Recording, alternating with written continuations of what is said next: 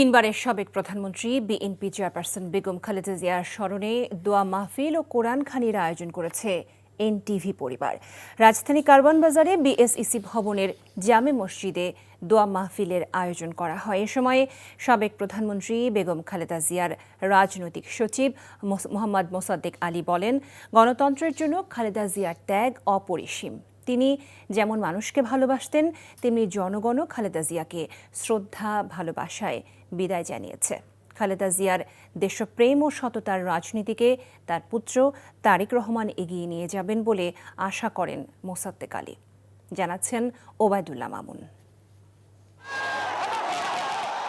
শত নিপীড়ন, নির্যাতন ও জুলুমের শিকার হয়েও দেশের মাটি কামড়ে পড়েছিলেন বিএনপি চেয়ারপারসন বেগম খালেদা জিয়া।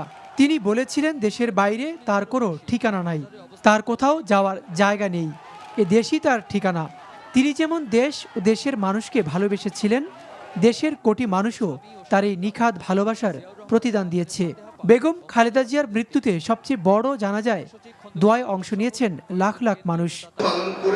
খালেদা জিয়ার মৃত্যুতে কোটি কোটি মানুষের সাথে এনটিভি পরিবারও শোকাহত। 4 দিনব্যাপী শোক পালন করছে এনটিভি।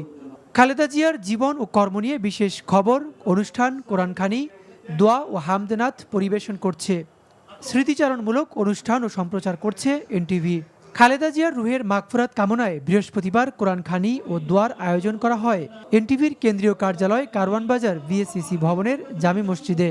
দোয়াপূর্ব সমাবেশে সাবেক প্রধানমন্ত্রী বেগম খালেদা জিয়ার রাজনৈতিক সচিব ও এনটিভির চেয়ারম্যান মোহাম্মদ মোসাদ্দেক আলী বলেন, দীর্ঘ 44 বছরে রাজনৈতিক জীবনে খালেদা জিয়ার দেশপ্রেম ছিল প্রশ্নাতীত। জনগণের কল্যাণ ছাড়া কোনো চিন্তাই ছিল না বিএনপি চেয়ারপারসনের।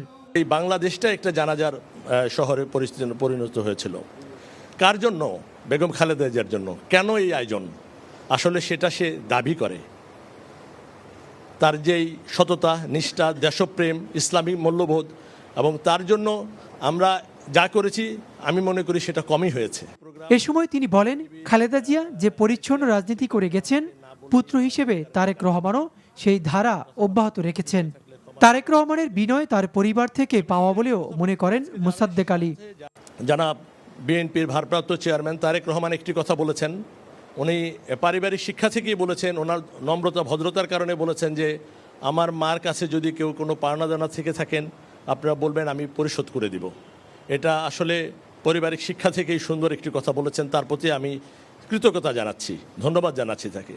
কিন্তু আসলে আমরা যদি ব্যাপারটা দেখি, এই জাতি, আমি, আপনি, আমরা সবাই বেগম খালেদা জিয়ার কাছে ঋণী। বেগম খালেদা জিয়ার রাজনৈতিক জীবনের স্মৃতিচারণ করে এনটিভির চেয়ারম্যান মোসাদ্দেক আলী বলেন, জানা যায় লাখ লাখ মানুষের অংশগ্রহণ আর কোটি মানুষের দোয়া প্রমাণ করে তিনি ছিলেন একটা বাংলাদেশ। বিএনপি চেয়ারপারসন বেগম খালেদা জিয়ার আত্মার মাগফিরাত কামনা করে দোয়াও মোনাজাত করা হয়। Obaidullah Mamun, NTV news, Dhaka.